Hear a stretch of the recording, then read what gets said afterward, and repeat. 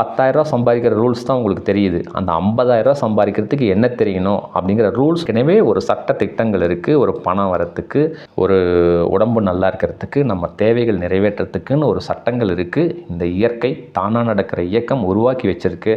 அதை நீ எப்போ ஃபாலோ பண்ணலையோ அப்போ உனக்கு அடி வாங்குவீங்க. நான் அந்த சொத்து வரத்துக்கு, அந்த பணம் வரத்துக்கு, அந்த நோய் வரத்துக்கு என்னோடய ரூல்ஸை ஏற்கனவே இறைவன் சில ரூல்ஸை சட்டத்திட்டங்களை போட்டிருக்காரு. அந்த ரூல்ஸை நான் ஃபாலோ பண்ணல.